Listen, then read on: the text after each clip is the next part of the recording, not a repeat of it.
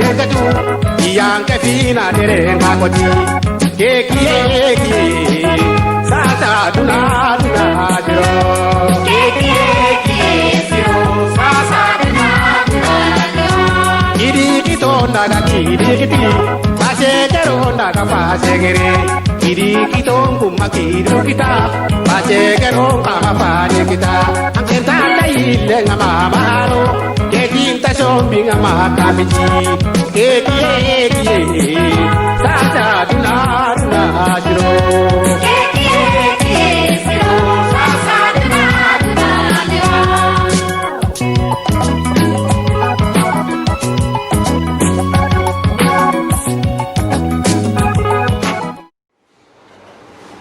Bonsoir, chers téléspectateurs de l'émission OK, l'émission qui donne la parole aux jeunes. Aujourd'hui, nous avons le plaisir de recevoir un jeune entrepreneur. Son nom, c'est Ladi Dibatere. Bonsoir, Ladi.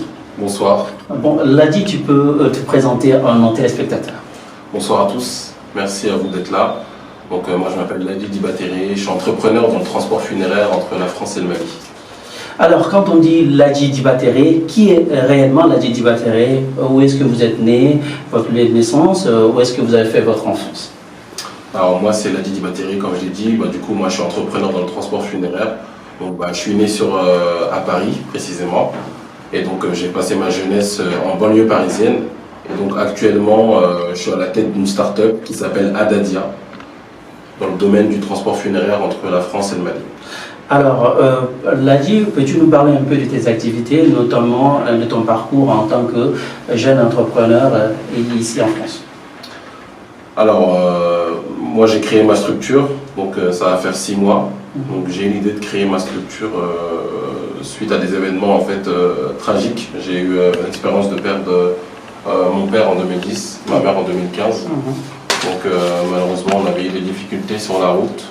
C'est ce qui m'a donné en fait l'idée de créer mon entreprise de transport funéraire au Mali et en France. Alors, quel est réellement le but de cette entreprise qui est une entreprise funéraire? Donc malheureusement en fait notre communauté soninké a mis en place des systèmes de caisses d'associations de caisses villageoises.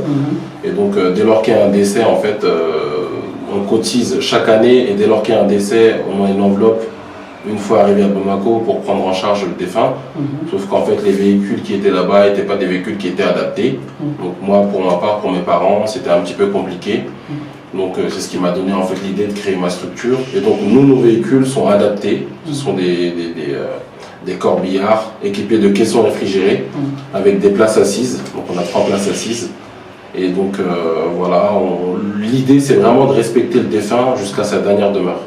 Alors vous avez parlé tout à l'heure de ce qu'on appelle les associations villageoises.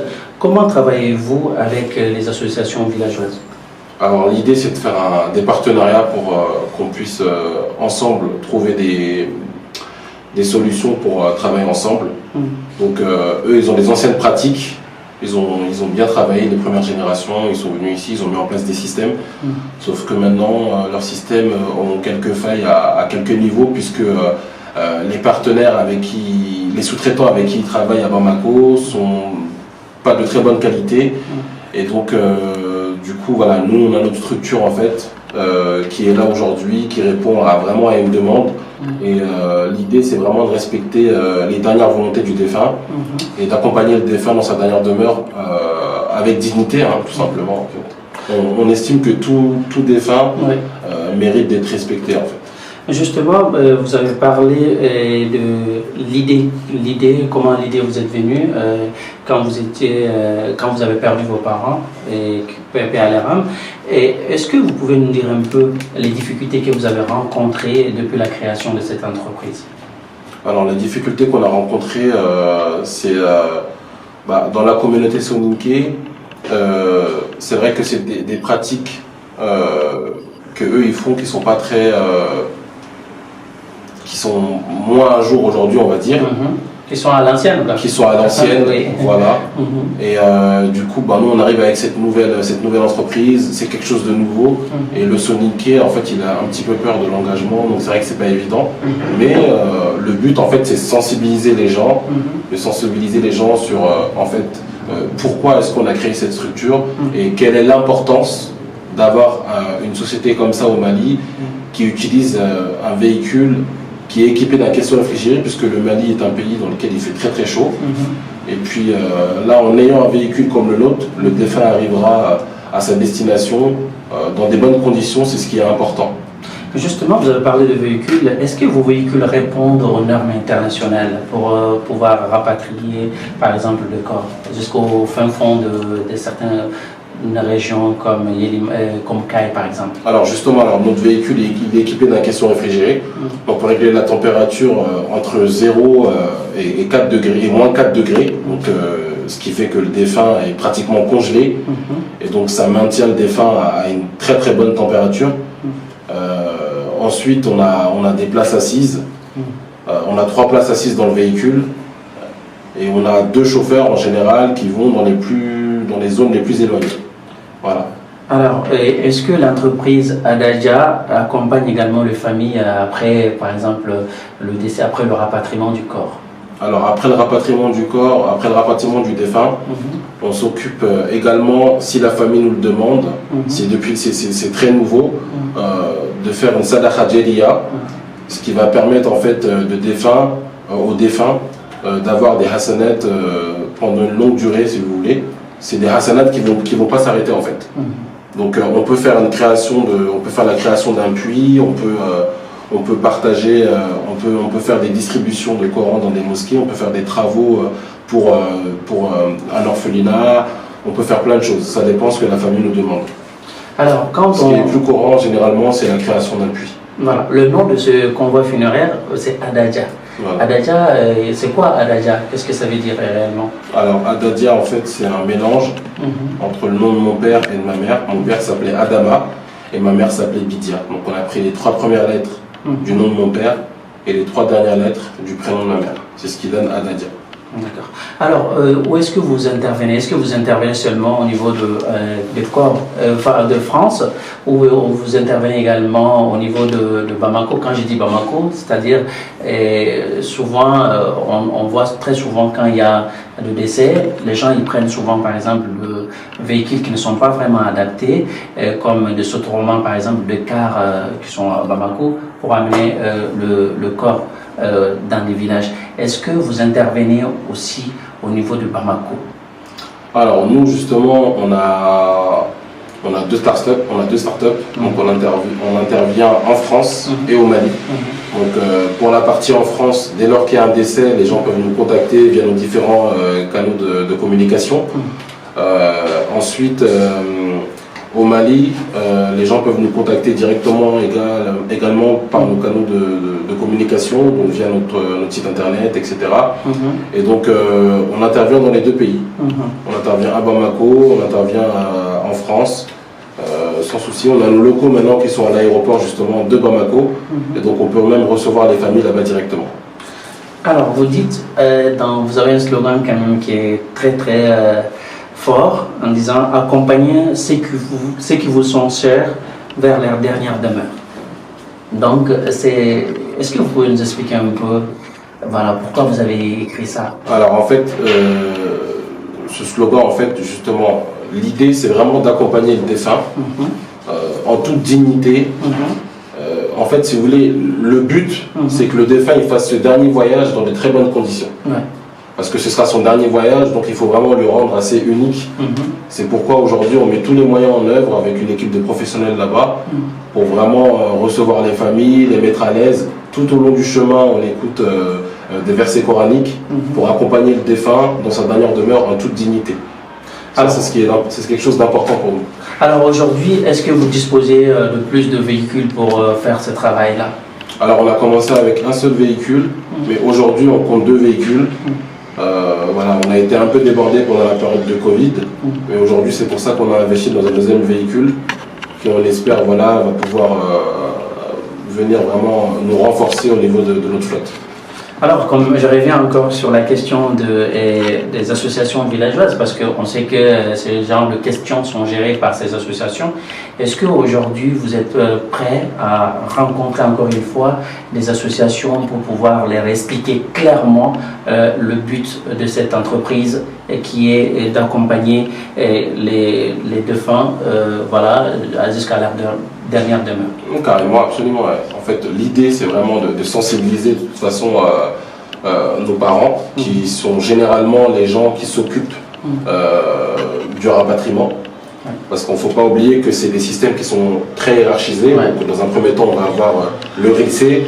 En dessous du RILC, on va avoir le responsable. Ensuite, on va avoir d'autres personnes qui travaillent pour le RILC. Mais celui qui est décisionnaire final, c'est le RILC. Donc nous, on travaille là-dessus on essaie d'avoir un argumentaire assez solide pour pouvoir les sensibiliser parce que c'est quelque chose de nouveau. Et donc, voilà, ils ne sont pas très habitués. Donc, on y va mollo, on essaie de leur expliquer les avantages de notre entreprise, en fait. Et c'est quelque chose de nouveau, vous l'avez dit, donc c'est une modernité qu'ils ne connaissent pas. Et maintenant, quand on parle de modernité, ça a aussi un coût. Est-ce que vous pensez qu'avec les associations villageoises, vous pouvez vous entendre par rapport au prix, par exemple? Alors nous, c'est vrai qu'on est une entreprise professionnelle. Voilà, on a quand même des véhicules qui sont de qualité. Donc maintenant, l'idée, en fait, c'est de travailler avec eux tout en trouvant chacun son compte. Donc c'est vrai que là, sur les coûts, c'est quelque chose qui n'est pas forcément, c'est pas évident puisque eux n'ont pas l'habitude de traiter avec des entreprises comme la nôtre. Mais à force d'échanger avec eux, et je pense qu'avec le temps, la confiance viendra, et petit à petit, ils verront la qualité de notre travail, et puis la qualité du travail, ça se paye en fait. Donc c'est tout à fait normal. Donc nous, l'idée, ce serait en fait de faire un espèce de package, une offre, dans laquelle eux, ils pourraient se retrouver, mais nous aussi. Donc on travaille dessus. Alors, j'ai vu dans votre affiche, donc comme mesdames et messieurs, chers téléspectateurs de Okié, l'émission Okié, voilà, aujourd'hui, comme j'ai dit, nous recevrons Ladji Batere, qui est un jeune entrepreneur, et là, il évolue dans cette entreprise, voilà, sur le convoi funéraire Adadja, dont il est le fondateur. Et voilà, donc, quel conseil tu peux donner, par exemple, aux jeunes entrepreneurs et qui ont aussi des projets, mais qui n'arrivent pas à le concrétiser? Alors, faut savoir que moi, mon entreprise, je l'ai créée récemment, ça fait quelques mois, ça fait 6 mois. Mais il faut savoir que l'entreprise, ça ne se crée pas comme ça du jour au lendemain. Moi, ça fait 3 ans et demi que je travaille dessus. Et donc, voilà, il faut bien mûrir son projet, il faut se poser des questions, il faut ne pas hésiter à poser des questions à son entourage. Il faut comprendre pourquoi on veut entreprendre et savoir aussi pourquoi on veut entreprendre. Pourquoi je dis ça? Parce que des fois on entreprend, puis on a envie de tout lâcher parce qu'il y a des choses qui ne vont pas, etc. Mais il faut quand même de la persévérance dedans. Deuxièmement, quand on entreprend, ça dépend si c'est en France ou au Mali. Au Mali, il y a des codes. Il y a des codes à connaître, il y a des codes à savoir. Il y a une approche différente parce que la vision n'est pas la même, la perception des choses n'est pas la même. Et c'est pour ça que moi, quelque part, j'ai eu quelques difficultés à des moments parce que j'arrivais comme le petit français. Sauf qu'au Mali, il y a des codes, il faut savoir comment parler. Des fois, il faut passer par quelqu'un qui est beaucoup plus âgé, qui, lui, sera beaucoup plus écouté. Et donc, c'est comme ça que ça fonctionne, en fait. Et c'est pour ça que je parle de code. Et quand je parle de code, c'est ce genre de choses. Voilà, justement, on va revenir un peu sur votre devise qui est l'Aïdougoumou. L'Aïdougoumou qui est un mot soniqué, une expression soniquée, donc partenaire de confiance en français.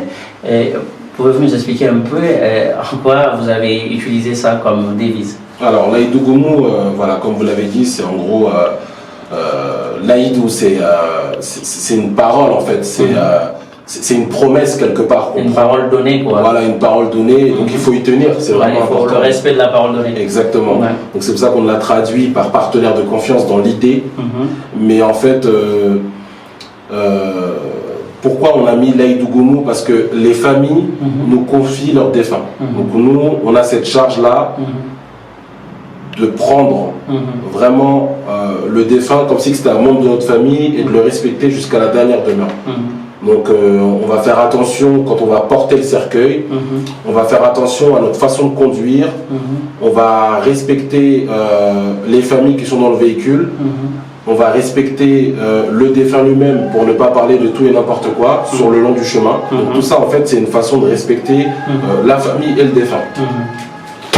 Et voilà, donc vous pouvez me dire un peu aujourd'hui, merci pour cette clarification par rapport à votre devise qui est très très importante parce que il faut vraiment ça, il faut vraiment respecter sa parole donnée qui est très très important, surtout dans des entreprises comme ça, une entreprise avec un convoi funéraire, donc ça c'est très très très important.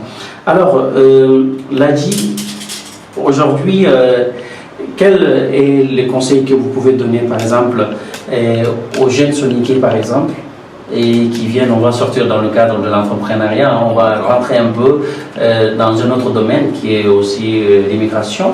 On a vu quand même que pas mal de jeunes prennent les pirogues pour venir, même si ça a estompé un petit peu, on a quand même vu que beaucoup de jeunes viennent ici. Vous êtes nés ici, mais quel conseil avez-vous à donner à ces jeunes-là aujourd'hui? Bah, franchement, de ne pas faire ça déjà, c'est la première des choses qu'on a à dire, parce que pour moi c'est quand même assez risqué de savoir qu'on souhaite rejoindre l'Europe pour avoir un avenir meilleur. Au Mali aussi on peut avoir un avenir meilleur. Il faut d'ailleurs s'entourer de bonnes personnes, avoir un projet concret. Et je pense que par exemple nous les franco-maliens qui sommes ici, qui avons ouvert notre entreprise au Mali, on participe à la vie économique du pays en créant de l'emploi. Et moi aujourd'hui j'emploie 3 ou 4 personnes. Donc quand même je participe en aidant quand même les Maliens pour ne pas justement qu'il y ait des gens qui prennent le bateau, qui veuillent rejoindre l'Europe à tout prix, alors que malheureusement il y en a beaucoup qui ne parviennent pas à atteindre parce que malheureusement ils décèdent dans la mer. Donc vraiment, moi je dirais qu'il faut vraiment se consacrer à son pays en essayant de développer ensemble le Mali, parce que le Mali il a besoin de tous ses enfants. Et voilà, il y a de l'agriculture, il y a plein de domaines, il y a tout ce qui est panneaux solaires, il y a des domaines qui sont très demandés, il y a la restauration, il y a plein de choses à faire en fait. Voilà, donc quel est aujourd'hui votre message par rapport à cette émission qui est Okié? Je rappelle que c'est une émission qui s'est faite d'habitude en soniqué. Aujourd'hui, nous avons voulu le faire également en français pour que les gens puissent comprendre ce que fait notre frère Ladji Dibatere, qui a une entreprise de convoi funéraire au Mali. Quel message avez-vous par rapport à cette émission qu'on appelle Okié? Okié, c'est un mot soniqué et qui veut dire notre génération. Bah franchement, la première fois que j'ai vu OK, j'ai souri parce que j'ai trouvé ça très sympa. Et je trouve que c'était un jeu de mots et franchement, moi, j'ai tout de suite voulu participer à votre émission parce que ça m'a plu, le concept, j'avais regardé un petit peu ce que vous faisiez. Et j'encourage franchement tous les jeunes soniqués à venir dans cette émission, à parler de leur entreprise pour aussi vous donner de la visibilité, vous donner du courage, de la force, parce que c'est vrai que c'est pas facile. Et vous avez besoin de nous, nous on a besoin de vous, donc on essaie de travailler ensemble pour que Soninkara puisse aller de l'avant dans des bonnes conditions et tout quoi. Voilà, donc avant que j'oublie, est-ce que vous pouvez me donner une idée par rapport au prix, par exemple, pour quelqu'un qui est décédé, par exemple, de Bamako, par exemple, à Caille, ou de Bamako à Yélimane, par exemple? Ok, alors nous, notre tarification, ça se fait par zone. Donc en zone 1, on va avoir 2 tarifs. Si la prise en charge à l'aéroport, elle est de 200 €. Si elle est en ville, elle est de 150 €. Ensuite, par rapport à la zone 2, là c'est jusqu'à 75 km de Bamako. Donc là, on va être à 300 €. Ensuite, pour la zone 3, le tarif il va passer au kilomètre. Parce que là, on va être dans des zones beaucoup plus éloignées. Et donc l'état des routes n'est pas pareil. Donc là, pour aller à Caille, on va être dans les 1300 €. Et pour aller dans la région de Yélimane, on va être à 1500 €. Voilà, globalement pour ça. Voilà, si on veut vraiment contacter Ladji Dibatere, on le fait comment? Alors pour me contacter, vous pouvez me contacter au 06 84 57 44 41, au 06 24 24 94 99, ça c'est les contacts pour la France.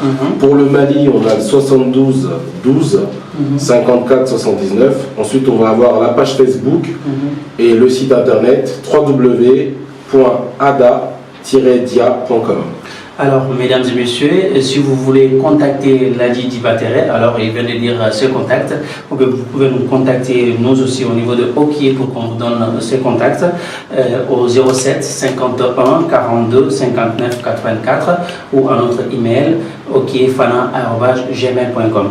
Ladji Dibatere, quel est votre dernier message, votre dernier mot par rapport à cette émission, à votre entreprise, à tout ce que vous faites? Merci à vous pour l'invitation. Merci pour le temps que vous nous consacrez aux entrepreneurs, à tout Soninkara, parce que ça fait longtemps que vous êtes au niveau des radios et du programme Okié. Un grand merci à vous. Et puis, j'hésiterai pas à revenir prochainement, avec grand plaisir. Merci, c'est avec un plaisir seulement. Mesdames et messieurs, chers téléspectateurs de Okié, c'est la fin de cette émission qui a été présentée par votre frère Birama Sonera, et également le cadrage. Au niveau du cadrage, c'était Aliussi Savané, le PDG de Okié. Et je salue également tout l'ensemble de l'équipe, à commencer par Sembala Diallo, Atou Nyakate, et Cherna Doukouré, également notre Karanké, qui est Amé et Silla. Je dirais tout simplement que l'émission Okié, c'est pour tout le monde, c'est pour tous les jeunes entrepreneurs, tous ceux qui ont pour but d'entreprendre, et cette émission c'est pour vous, et c'est également pour les artistes, c'est également pour tout le monde, et pour tous les jeunes soniqués. D'habitude on fait cette émission en soniqué, mais pour des raisons spécifiques on le fait très souvent également en français. Donc mesdames et messieurs, c'est la fin de cette émission de Okié, Hakié, Osukié. À la prochaine.